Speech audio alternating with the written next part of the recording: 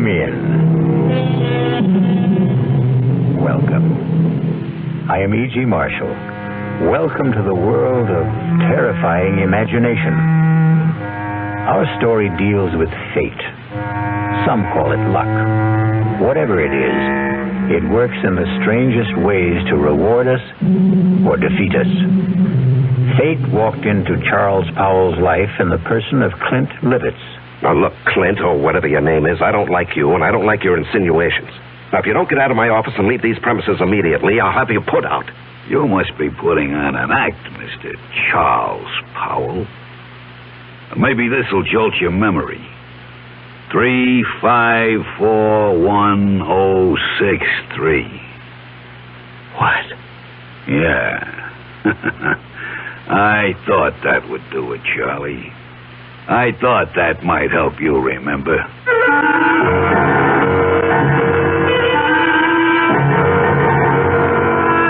Our mystery drama, No Hiding Place, was written especially for the Mystery Theater by Sidney Sloan and stars Larry Haynes. It is sponsored in part by the Kellogg Company, makers of Kellogg's Special K cereal.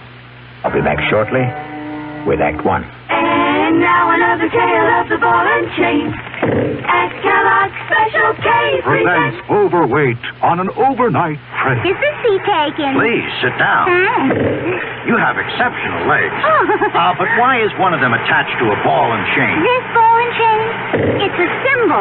Funny, I would have sworn it was a ball and chain. I mean symbolic. Because carrying around a few extra pounds can be just like lugging around this ball and chain. I see. May I suggest something?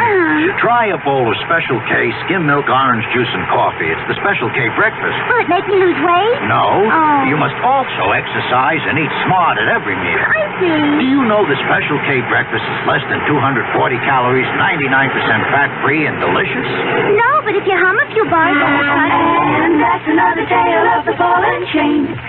Your happy ending could begin with the Kellogg's Special K breakfast. That's Kellogg's Special K. Good night. Well, it's all right to tell one lie, isn't it? You can't. Then how about lying just a little bit? Not a little bit. You mean you can never lie? Never. Well, why not? Because when you tell a lie, Yeah? it gets stuck inside your heart. You mean that just one lie will make your heart dark? Makes you sad, too. Oh, then what should you do if you tell a lie? Well, you just say I'm sorry. And then what? Then the light goes inside your heart. Oh, the light goes on? Yeah. Oh, a light doesn't really go on in your heart, does it? Yes, it does. Well, how do you know? Because the light in your heart will shine in your eyes. Oh. And then you'll be happy. I wonder why people tell lies. I wonder why, too. From the Franciscans, with love.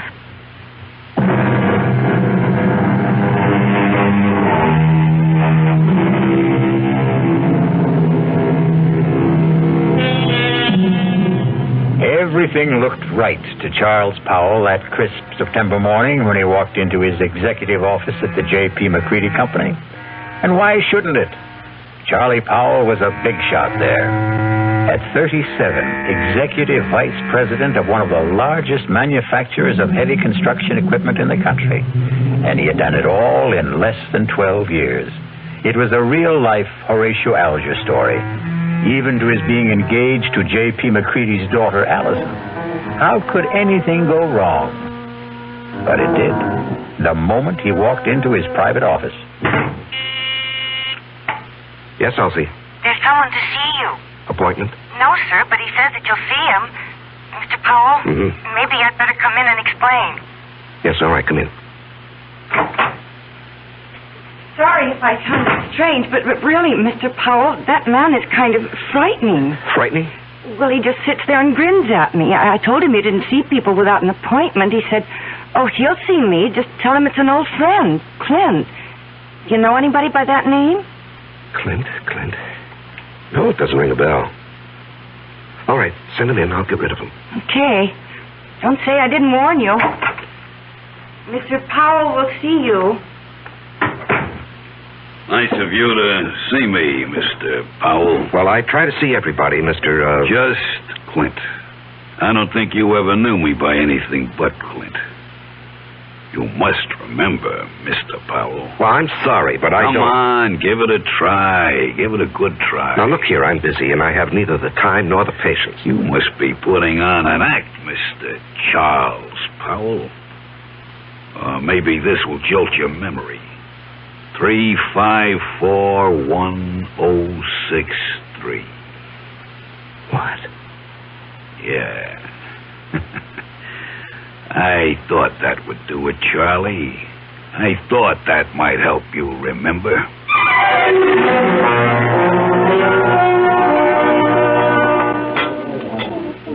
Charles?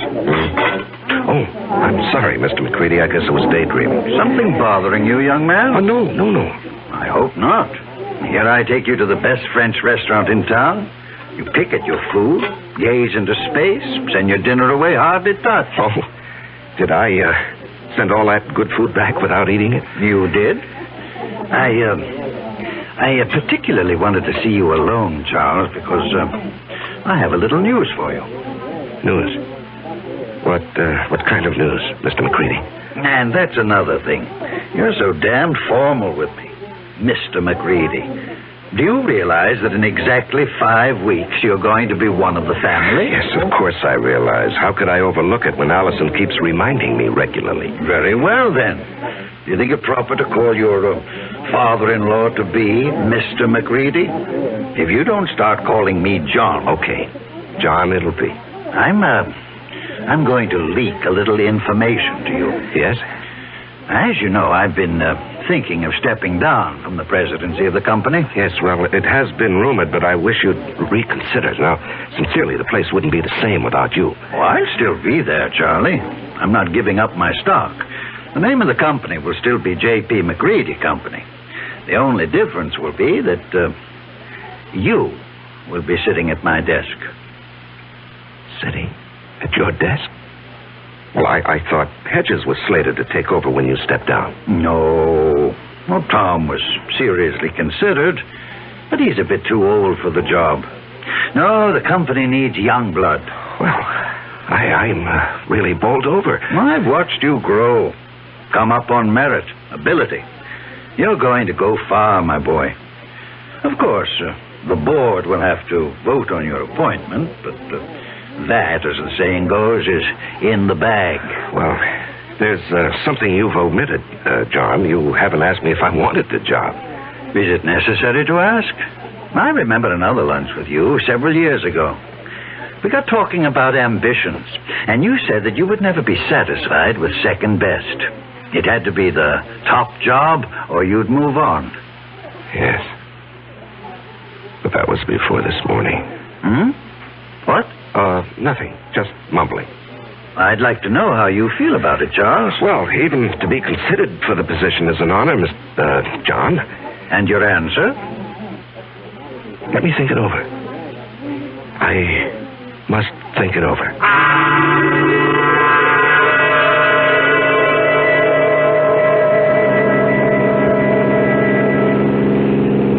Trying to collect your life insurance, Charles? What? The way you're driving.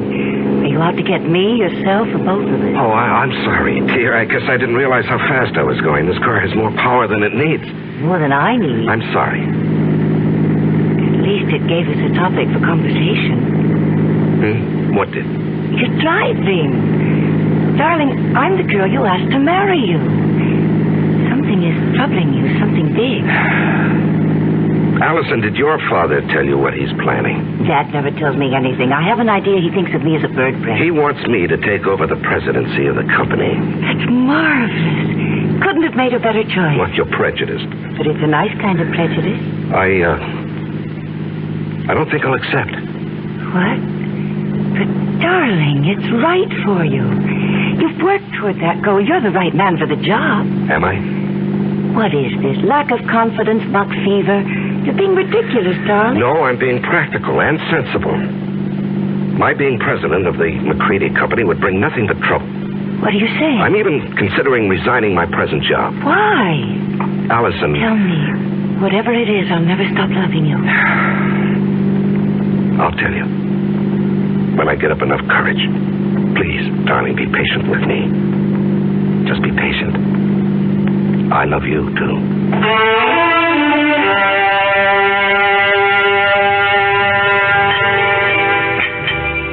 So you finally got here. Thought you were going to forget our appointment. You didn't really think that, Clint. Oh, I knew you'd come. You wouldn't dare not to come. Sit. You got it with you? Yes, I've got it. Small bills. 5s, 10s, as specified. Let's have it. Here. And a pretty manila envelope, too. Nice and neat. Thanks. Now, look, I don't know how much longer I can do this. You'll do it as long as I say. And if I run out of money? You'll just have to scrounge around and find more. Well, I'm thinking of quitting my job. You wouldn't want to do that, Charlie. Well, suppose it gets too much for me and I say, go ahead, spill what you know. No, you wouldn't do that. You're going to marry a very rich girl. A couple of extra yards ain't going to change your manner of living. Even a couple extra grand. How long are you going to suck my blood? I don't like the way you put that, Charlie. I'd rather you'd think of it like it was sort of sharing the wealth. You got the bread. I got nothing. This way, we both got something. I got a nice living, and you've got your freedom.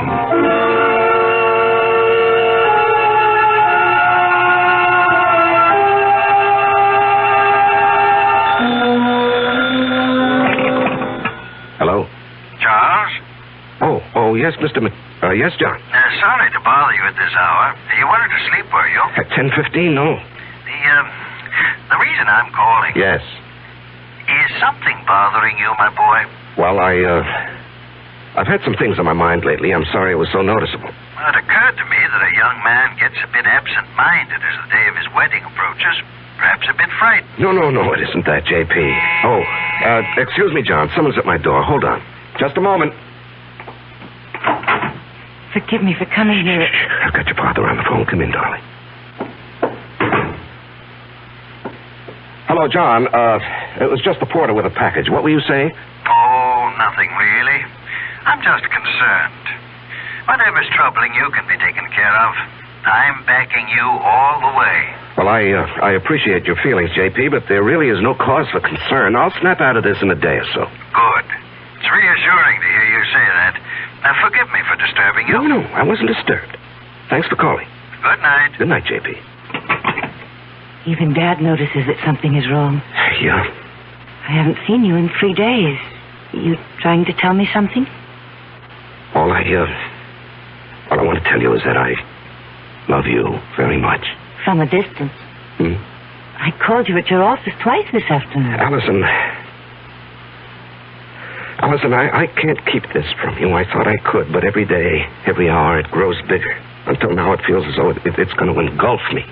And you, our life, everything that has meaning for me. Darling. No, hear me out.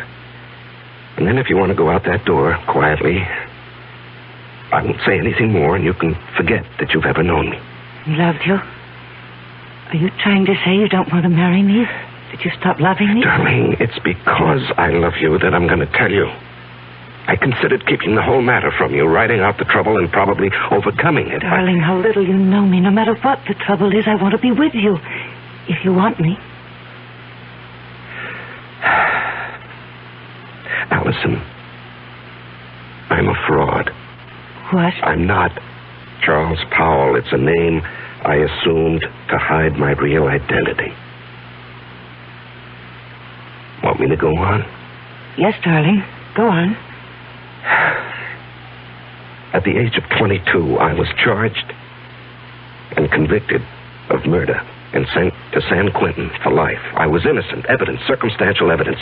Court-appointed attorney who didn't know what to do or didn't care. A weak effort to appeal, which was refused, and there I was, at 22, in prison for life.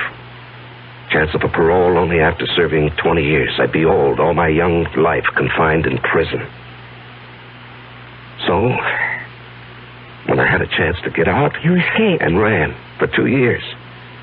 Do you know what it means to be hunted? You can't get a job. You have no place to live. You can't ever sleep for fear someone will see you and turn you in. Oh, darling. I was ready to give myself up when I suddenly discovered that it wasn't necessary to run any longer. I picked up a 2-week-old newspaper and read a report of my death. What? Yes, a man had been burned to death in a flophouse fire. The only thing he had on him was something that I had kept, my only possession, a locket belonging to my mother. It had a picture of her taken when she married my father.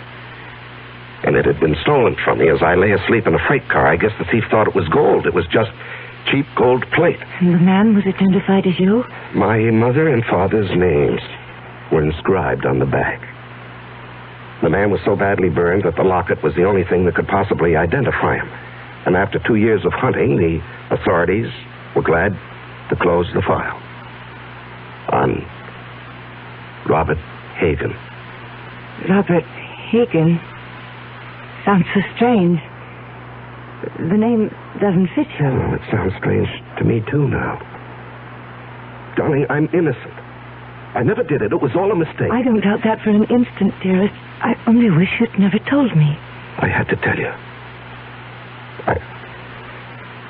You see, someone knows who I am.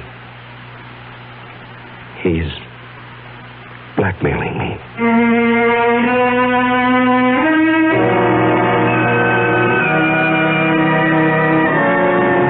When you're being blackmailed, you don't have many alternatives. Charles Powell's whole life, his future, the happiness of the woman he loves, all hang by a very thin, flimsy thread. I'll be back shortly with Act 2. I'm Himan Brown, producer of Radio Mystery Theater. And as you may imagine, I'm excited about this new adventure in modern radio, this new statement of radio's marvelous power to stir the imagination. Now, we're wondering about your reaction, about who you are and how you like what we're doing. So to encourage you to get in touch with us, we're holding a drawing for 3 weeks. 50 prizes a week, 2 AM/FM stereophonos, 2 travel clock radios, and 46 anthologies of modern suspense. Just mail us your name and address, and you're eligible. Of course, we'd like knowing whether your glad radio drama is back, but name and address will do it.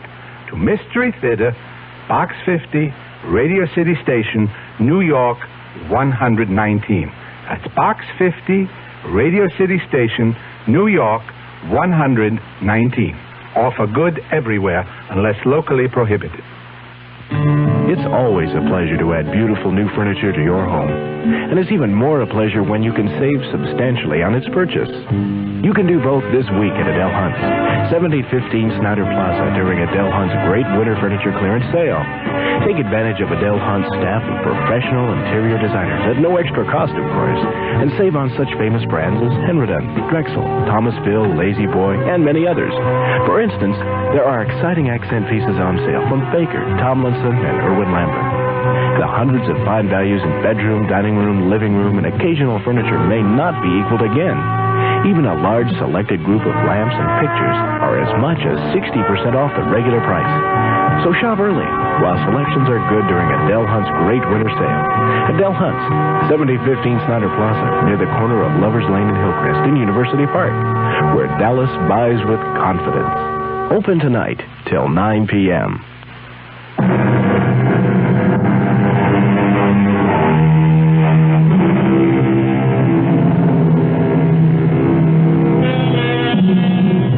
When Charles Powell chose to give in to his blackmailer, he didn't envision the trouble that was building up for him.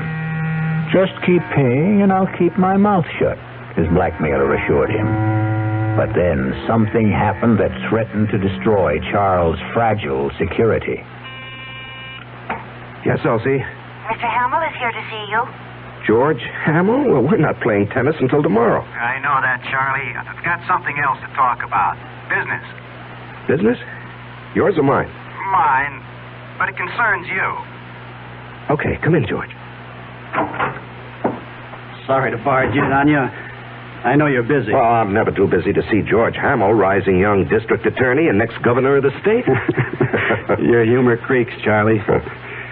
Seriously, I've got something that sort of disturbs me. Oh? What does? Last night in a bar over on the west side, a man was bashed over the head with a bottle. He's in serious condition. Well, what has that got to do with me? Well, the man who did the bashing, an ex-con by the name of Clinton Livitz. Yes? He's asking for you. Says you'll go as bail. Now, what I want to know is, how does a guy like you get mixed up with a Joe like that?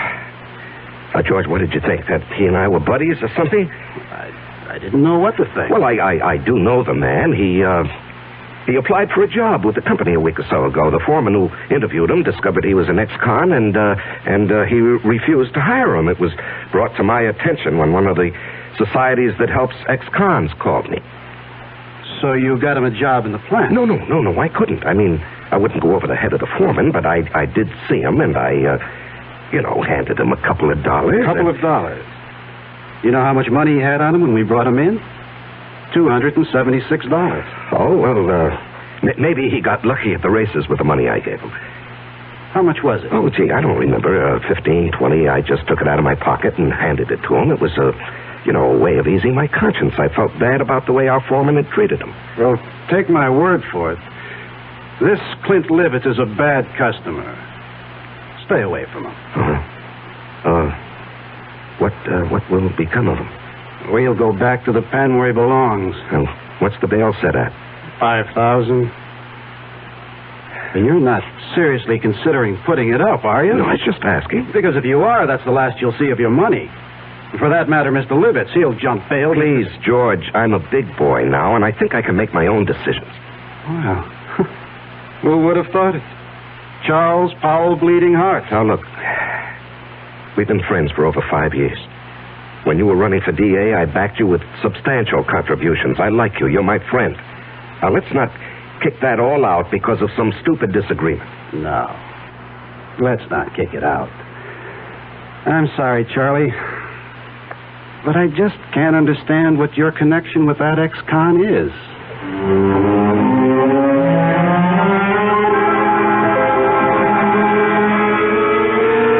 Now, Mr. Powell, I hope you'll understand. I accept Clinton Livitz's case with strong reservations. Yes, I understand, Mr. As an Hargrave. attorney, well, how shall I put it? You don't like your client. Exactly.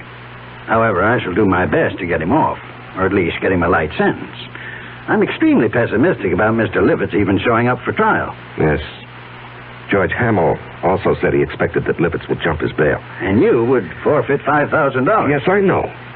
And that doesn't disturb you? No, I don't believe he'll run. I see. Do you want to speak with him? He's been released. He's waiting in the other office. Not particularly. He says he wants to see you. Oh. Well, in that case, yes, I'll see him. Send Mr. Livitz in. I'll leave you alone. If you need me, I'll be in the other office. Now, come in, Mr. Livitz. Mr. Powell will speak to you. Thanks. I'll be back when you call. Just flip the switch on the intercom. Yes, I will. You sure know how to complicate things, Clint.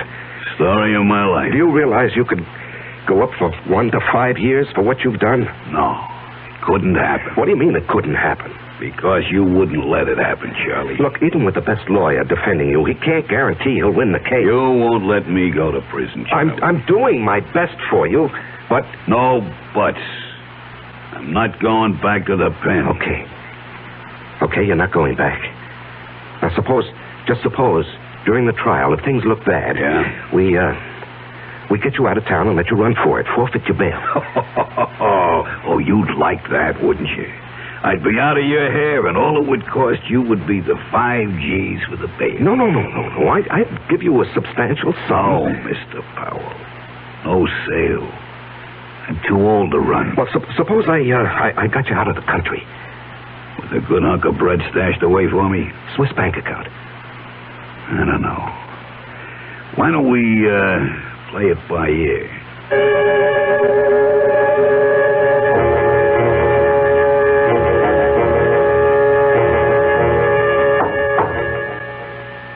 Come in. You wanted to see me, J.P.? Yes. Can you spare a minute? Yeah, sure. I've heard it on the grapevine that you were... Well, how shall I put it? That you were aiding some ex-convict in trouble with the police. That true? Yes, it's true, John, and I think I know what kind of grapes grow on that grapevine. All right. Now, George Hamill. Oh, that damn busybody. Why can't he stick to his job and... Now, George is a friend. He tells me that the man you're protecting is a rather reprehensible character. Will you let me explain? It's just a matter of policy, my helping this man. Policy? Well, yes, you did ask me a few days ago to consider taking over the job of running this company. You're going to accept? Well, I was going to tell you today. Wonderful. Wonderful news. Allison will be delighted. I know she's been worried about your seeming reluctance. Oh, no, not reluctant any longer. In fact, I've got all sorts of ideas about what I want to do. This business of giving a hand to ex-convicts is just one of them. Do you realize what this would mean in publicity for the company? To take an interest in the rehabilitation of men who would otherwise be lost, a burden to the taxpayer? I'm going to hire a PR man. We're going to be the big corporation with a heart, JP.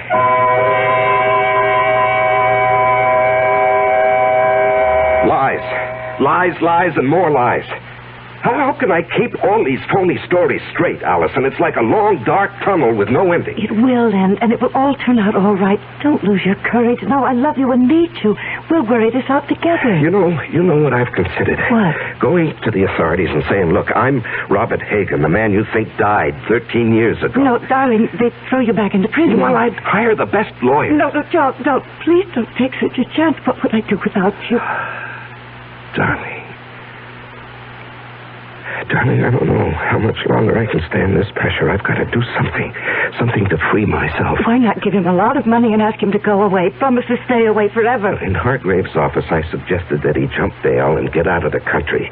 What did he say? Well, when I mentioned a big sum, I didn't exactly say how much. A Swiss bank account. He was interested. Did he say he would accept? Well, we were interrupted, and he didn't say definitely. Offer him anything. Just get him to go. Well, how would I get a large sum of money together? I have some small investments, a fair bank account, but what he might want would be beyond me. You forget you're marrying a very rich girl. Oh, no, I wouldn't think of that. Don't give me that male ego business. I've got money. Dad was nice enough to give me a big hunk when I was 21. Now, look, Allison. With all my earthly goods, I thee endow. We're not married yet. You're not going to back out now, not after I've endowed you with all my earthly... Or is it worldly goods? You are the nuttiest woman I've ever known. See, I've got you laughing. Darling, all our troubles are going to evaporate, vanish. No. It won't work, Allison. It'll never work. But you said... No. Clint Livitz will never stick to any bargain. He'll want more, and he'll want more. He'll never be satisfied. If we got him out of the country. What's to keep him from coming back when he's broke or even threatening us from abroad? I gave him $1,000 in cash only a few days ago. When he was picked up in the bar, he had only about $270-some left. In a matter of 2 days, he'd squandered over $700. But if he were made to understand that the sum agreed on was all he was going to get... Can't I make you understand? We're not dealing with a rational, honest man. He'll agree to anything. And then when his money runs out or he decides he wants more, he'll be right back. What can you do? There are only 2 things one can do about a blackmailer. Keep on paying and paying forever. And the other? And the other? Kill him.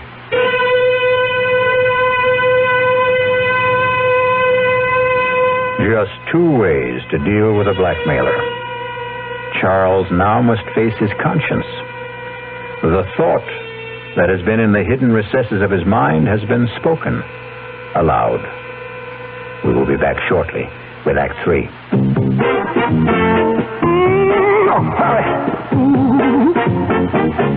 When you say butter, you said a lot of things nobody else can say, yeah.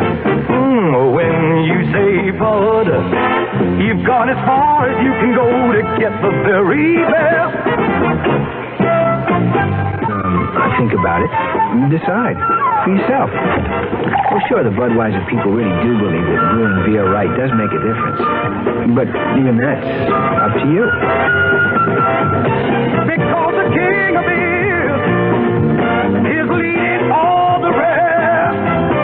When you say Budweiser, you said it all. Anheuser-Busch, St. Louis. Who knows how to help you solve your shopping problems? The Better Business Bureau knows. Honey, the TV set just won't work. Who do I take it to? The lady down the street took hers into a place that charged her more than her set was worth. Gosh, I don't know. I'll tell you what to do, folks. Who are you? I'm the man from your Better Business Bureau. Now, before you take your set in for repairs, shop around and check into a firm's reputation. You know, that's even more important than the price. Friends and neighbors can help, or you can ask for a few names of previous customers to find out if they were satisfied. And since the amount you pay will vary from one place to another, it's up to you to find out in advance what a service will cost if you have it fixed at home. Just another consumer tip from your Better Business Bureau.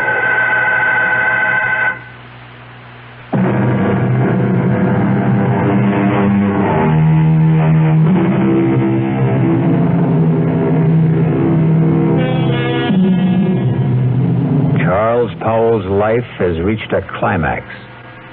He must make a decision to rid himself forever of his blackmailer.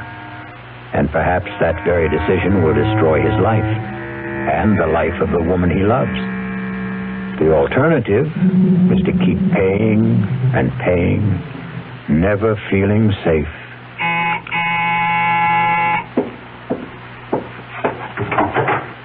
Oh, Allison, I was, You were expecting him, weren't you? Yes. I gathered as much when I called you at the office this afternoon. Aren't you going to ask me in? Yeah, come in. You were so evasive. Well, he, wanted to see me this evening. He, wants more money. And you're going to give it to him? Well, I haven't many choices, have I? You mentioned one. No, Allison, I'm sorry I let that slip out. I didn't mean it. I couldn't go through with that if I wanted to. I could. What? Honey, you don't know what you're saying. I know very well what I'm saying. How long do you think you can keep this business hidden? Well, I don't know. Maybe forever. Look, he's not a young man. All those years in prison, the kind of life he's led. How many years do you think he has left? He could die tomorrow. He could do something tomorrow that would expose the whole game, and then where would we be? No, Charles, I love you. I want us to marry and live a good, peaceful life. How can we with all that hanging over us? Oh, Allison, darling, you don't really know what you're suggesting. Look, maybe if we could get him to leave the country. You said there were only two ways to deal with a blackmailer. To keep paying? No, to murder him is unthinkable. George Hamill asked me to stop by at his office this afternoon. Why? He's not stupid. The story you gave my father about helping ex-convicts as a public relations stunt didn't wash with him. He wanted to know what I know. Well, he was just fishing. The best way would be to make it look like an accident. Allison, Hear me out. A car accident. How? If I cracked up with Clint in the car, I might be the one who gets it. And what guarantee do we have that he would die? No, you can't be in the same car. If he were in another car and you were following him, and if you raced ahead of him and cut him off and forced him to crash off the road. Oh, if. It's too iffy. It's so impossible. It's so dreamlike. It was a dream. Last night I dreamt you were in a car with me. We saw Clint up ahead of us. I said, there's Clint ahead of us. Cut him off and make him crash. Faster. We've nearly caught him. Now run alongside him. Push him over. Cut in front of him. Then I woke up. I was calling out. I was afraid someone had hurt me. Oh, my darling. It was all so real. Oh, that's Clint now. Honey, you go out the back door. I'll phone you later. I'm going to stay and meet him. No. I'm staying. I've got something to say to him. He won't like your being here. Well, it sure took long enough. What's the idea, Powell? This is my fiancée, Allison McCready. What's she doing here? Will you come in and stop being childish? I ain't saying a thing. You got nothing on me. And remember, Mr. Powell, you got a lot more to lose than I have. You're not going to lose anything, Mr. Livitz. You're going to gain by my being here. Yeah? Mr. Powell has told me his story, and I agree that it must not get out. Go on. I have a lot more money than... Let me put it this way. Charles and I are going to be married. We want you to leave the country. I bet you do. Now, look, Clint, you'll do better by accepting our proposition. We intend to hand you $50,000. And an airplane ticket. One way. And never come back. And never come back. Well, I always wanted to travel, but... What? 50 G's. Just chicken feed. Well, that's all there is. Not enough. I'm thinking around $250,000. Out of the question. I'm not going to bargain with you. I can raise $100,000. No, Allison. It's worth it, Charles, if we can depend on Clint to wipe the whole matter out of his memory and just go away. Oh, you can depend on me. I'll keep my bargain. Then it's a deal? A deal. Good. It'll take about 10 days to raise the money. I ain't in a hurry. You are. And, speaking of money, that was the reason I came tonight, Charlie. Yeah, here. That's $500. What? I said a G like the last. That's all I could raise in a hurry. When that runs out, I'll have more. You went through that first 1,000 awfully fast. Well, I got rolled in that bar where I had the trouble. Oh, that reminds me. Your trial comes up in less than 3 weeks. Yeah. Lawyer called me at my hotel. To see if I was still around, I guess. Our plan is for you to jump your bail. I'll forfeit the $5,000 I put up for it. And get you out of the country. With a keister full of green. Hey, wait. I ain't got a passport. Oh, that can be arranged, Clint. Just leave that to me. Okay, friends. You got yourself a deal.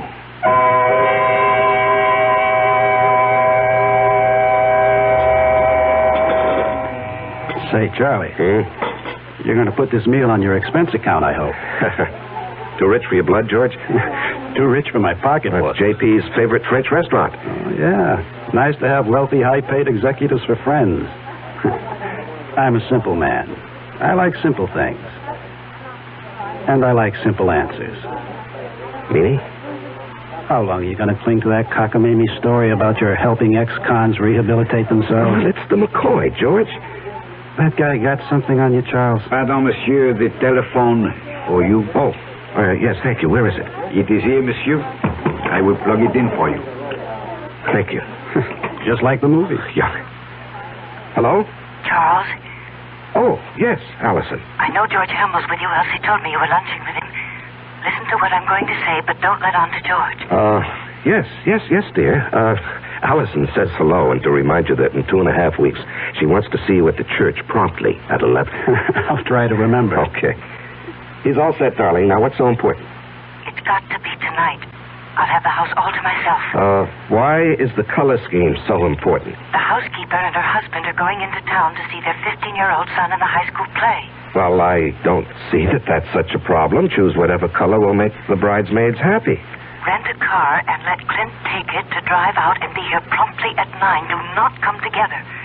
You come out in your own car, but first report it broken down. Have it picked up tomorrow morning. You bring it back after it's all over. Understand? We did not see each other. You couldn't get here because your car was out of order.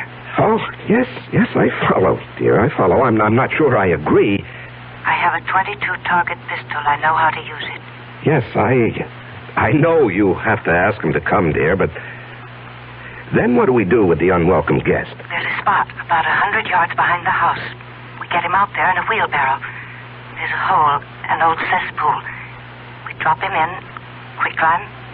Gardener's got several bags. But, suppose the gardener wants to supply some flowers for it. It's gone over a year fired. We didn't hire one after that.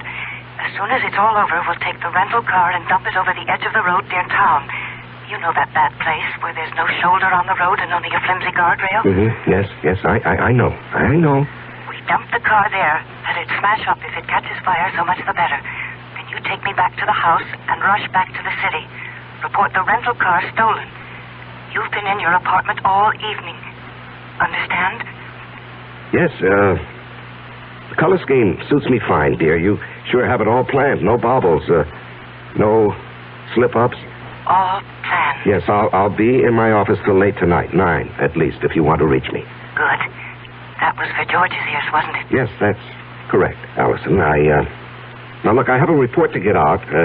If you've completed your instructions, I'll get back to my lunch with George. Goodbye, dear. Wow. That's only the beginning, Charlie. Wait till she gets you signed on the dotted line.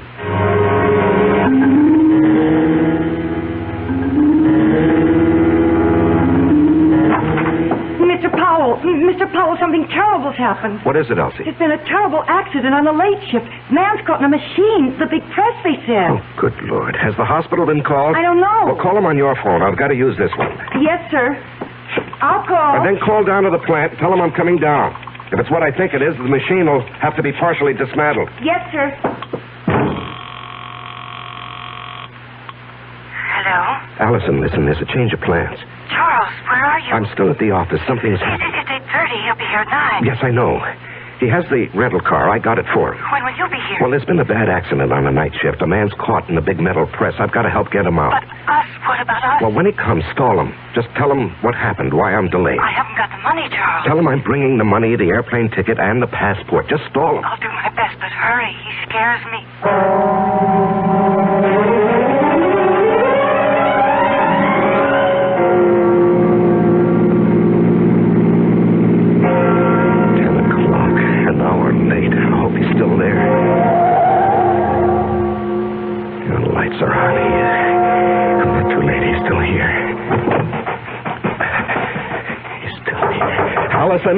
Allison, open up! Clint! Clint, don't leave! Clint, wait! Will you wait? I'm here! Clint! I gotta stop him. I gotta catch him.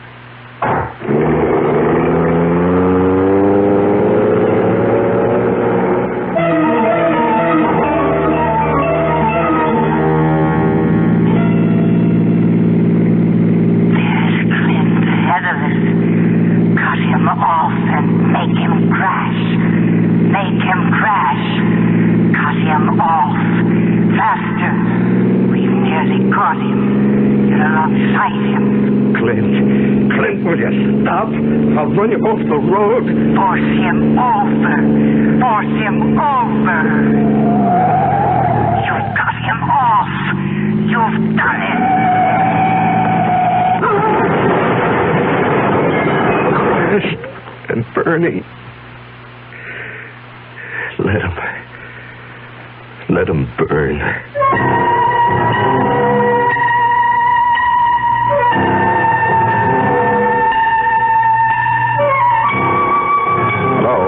Is this, Arrow Car Rental Service? Well, I rented a car from you people this morning. No, there's nothing wrong with the car. I just want to report it stolen.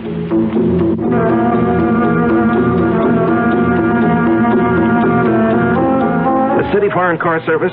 Look, I asked for my car to be picked up in my driveway. It's still here, and I called, or rather, my secretary called at 10 this morning. My name is Charles Powell.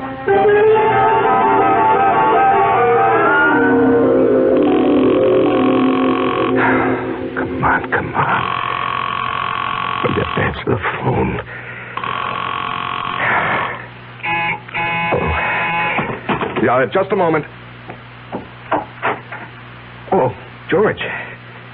George, it's kind of late for a visit. Come in. Thanks. I was just trying to phone Allison.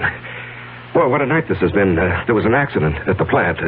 Peterson. I hope they don't have to amputate. I heard. Yes, and then when I got outside, I had a date with Allison. The car that I had rented this morning was missing. It was stolen. What happened to that great, big, powerful foreign job of yours? Oh, it wouldn't start this morning. Had Elsie call the service people, but they haven't picked it up yet. I just called them. They have a night answering service. You've had a busy evening. Yeah, very. Well, I think I can clear up one of your puzzles, Charlie. Your rental car was found with a thief in it. You, caught him? Dead. Burned to a cinder. Oh. Must have been going at a terrific speed. Tire marks on the road as he went off. Cracked up and burned. Yeah. Some kid? No. This may surprise you. It's your protege, Clint Livitz. We found enough of him to identify him. And a slightly burnt, but still usable bankroll of sizable proportions. Well, that closes his case, doesn't it? And opens up several others. Incidentally, where were you all evening? Home. After I got back from the plant. You didn't go out? Well, I told you my rental car got stolen. I came home by cab to change my clothes. The big car is out of commission. I won't play games with you, Charlie. I checked it in the driveway just before I came up. The engine is still quite warm. You want to explain that? No, I don't want to explain. Charlie, I'm arresting you for murder. I must warn you that what... George, what are you talking about? Are you accusing me of Clint Livitz's death? No, that was obviously an accident. I'm holding you for the murder of Allison McCready, the girl you were going to marry.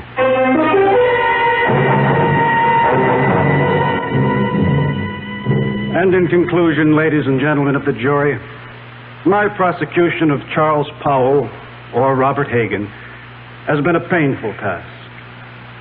I was his best friend. It was difficult to believe that he would kill the woman he loved, but the evidence is conclusive.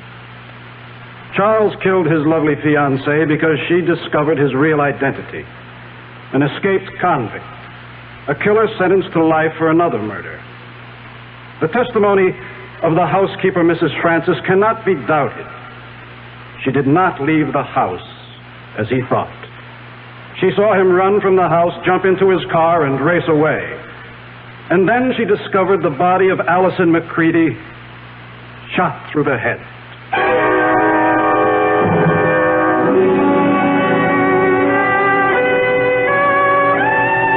Your Honor, may I make a statement before you pronounce sentence? I did not kill Allison. I loved her. To say anything more in my defense is useless and unnecessary. Allison is dead. All I ask is that I be given the chance to follow her. Swiftly and efficiently.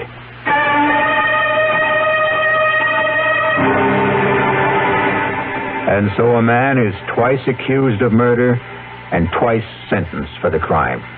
A weary man who asks only to be allowed to follow the woman he loved. I'll be back shortly. Take the time to listen. Take the time to care. If I know you understand me, then my mind is yours to share. Listen with your heart. Listen with your mind. When you listen, love is what you find. How do you do, sir? My grandmother just died. I'm so happy for you. Meet Mrs. McNulty. How do you do? Did you know you have spinach on your teeth? Oh, that's wonderful. This is Mr. Jackson. Nice to meet you. I have bubonic plague. Oh, yes, Mr. Plague. Meet Miss... Reception lines aren't the only places people don't listen. When you listen, love is what you find. A thought from the Church of Jesus Christ of Latter-day Saints, the Mormons.